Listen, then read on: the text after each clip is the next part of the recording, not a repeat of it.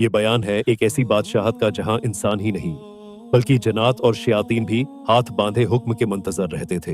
ये बयान है एक ऐसे तख्त का जो हवाओं में उड़ता था और एक ऐसी ताकत का जिसने परिंदों की जबान को भी अपना ताबा बना लिया था। क्या आप जानते हैं कि तारीख के इस अजीम तरीन बादशाह का वो कौन सा राज था जिसने उस वक्त की बड़ी बड़ी ताकतों के दिलों में हैबत भर दी थी? और क्या वो तख्त सिर्फ सोने चांदी का एक ढांचा था या उसके पीछे कोई ऐसी टेक्नोलॉजी थी जिसका तसव्वुर आज की साइंस भी नहीं कर सकती? नाजरीन इकरामी, हजरत सुलेमान अलैहिस्सलाम की सल्तनत कोई आम इंसानी हुकूमत नहीं थी।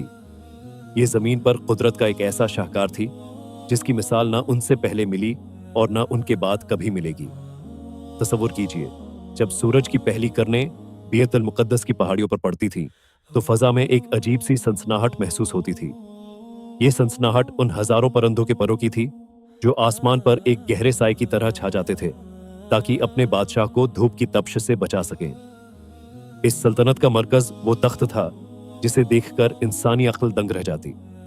ये तख्त सिर्फ हाथी के दानत से नहीं बना था बल्कि इसमें ऐसे नायाब याकूत, मोती और जुमरुद जड़े थे जो दुनिया के किसी और कोने में मौजूद ही नहीं थे। तख्त के गर्द सोने के 4 बड़े दरख्त लगे हुए थे जिन पर सरख याकूत के अंगूर ऐसे चमकते थे जैसे उनके अंदर आग जल रही हो। और जब हजरत सुलेमान अलैहिस्सलाम इस तख्त की तरफ बढ़ते और पहले ज़ेने पर कदम रखते तो पूरा तख्त एक प्रासरार चुकी की तरह गर्दिश करने लगता। सोने के बने हुए वो मोर अपने पर फैला देते और शेर जमीन से अपना पेट लगाकर अपनी दम हिलाने लगते। ये वो अजीब व गरीब सुनाते थीं जो इस दौर में जन्नात के जरिए तैयार की गई थीं।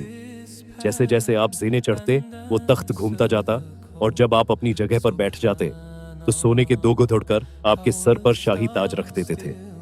फजा मुश्क वो अनबर की खुशबू से महक उठती जो वहां मौजूद कबूतर अपनी चोंचों से छिड़कते थे।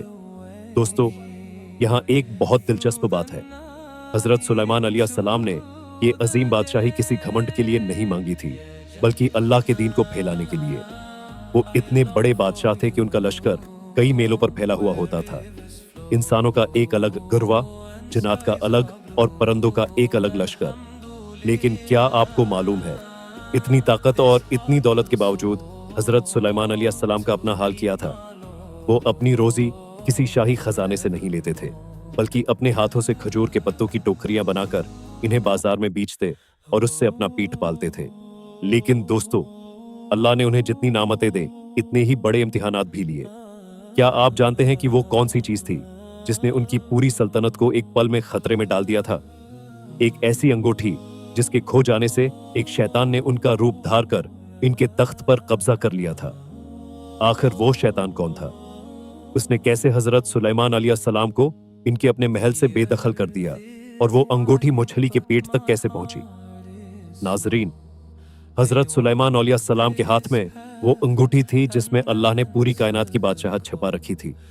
वो जब भी बीतल खिला जाते तो वो मुबारक अंगूठी अपनी काबिल एतमाद कनीज आमीना के हवाले कर देते थे।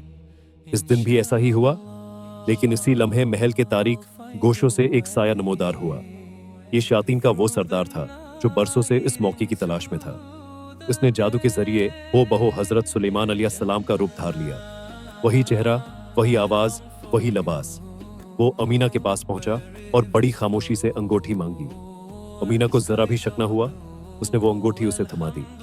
जैसे ही उस शैतान ने वो अंगूठी अपनी उंगली में पहनी, एक जबरदस्त गुर्ज चमकी और पूरी कायनात की तमाम ताकतें उसके ताबे हो गईं। दूसरी तरफ जब असली सुलेमान अलैहिस्सलाम बाहर आए और अपनी अंगूठी मांगी तो अमीना का रंग बदल गया। उसने कहा, सुलेमान तो तख्त पर बैठे हैं, तुम कौन हो? हजरत सुलेमान अलैहिस्सलाम के पांव तले से जमीन निकल गई। वो दरबानों के पास गए, लेकिन उन्होंने आपको पहचानने से इनकार कर दिया और धक्के देकर महल से बाहर निकाल दिया। वो बादशाह जो हवाओं पर उड़ता था अब तपती हुई रेत पर नंगे पांव चलने पर मजबूर था।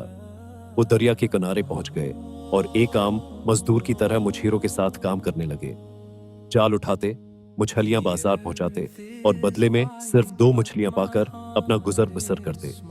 यूं 40 दिन गुजर गए। फिर एक दिन दरिया के किनारे बैठे हजरत सुलेमान अलैहिस्सलाम एक मछली साफ कर रहे थे। जैसे ही उन्होंने मछली का पीठ चाक किया, उनकी अंगलियां किसी सख्त और ठंडी चीज से टकराएं। जब उन्होंने वो चीज बाहर निकाली तो उनकी आंखें हैरत से फैल गई। وہ وہی انگوٹھی تھی جس پر اللہ کا اسم اعظم نقش تھا۔ جیسے ہی انگوٹھی انگلی میں پہنی، پوری کائنات میں ایک تھر تھراہٹ پیدا ہو گئی۔ آسمان پرندوں سے بھر گیا، ہوا کی رفتار بدل گئی اور جنات سمجھ گئے کہ اصلی بادشاہ واپس آ چکا ہے۔ جھوٹے بادشاہ کا جادو ٹوٹ گیا، وہ شیطان تخت سے گر کر بھاگا، لیکن زمین اس کے لیے تنگ ہو چکی تھی۔ سلیمان علیہ السلام نے اسے اور اس کے پورے لشکر کو قید کر دیا، پتھروں کے درمیان اور سمندر کی گہرائیوں میں، جہاں وہ آج تک عذاب میں مبتلا ہیں۔ لیکن ایک سوال تھا، وزیر آصف بن برقیہ جو پلک جھپکنے میں تخت بلقیس لا سکتے تھے، وہ خاموش کیوں رہے؟ آصف نے جواب دیا، اے اللہ کے نبی، میں سب جانتا تھا، مگر اللہ کا حکم تھا کہ یہ وقت آپ پر گزرے۔ میرا قلم شیطان کے لیے ظلم لکھنے کو تیار نہیں تھا۔ ایک دن حضرت سلیمان علیہ السلام اپنے ہزاروں اصیل گھوڑوں کا معائنہ کر رہے تھے۔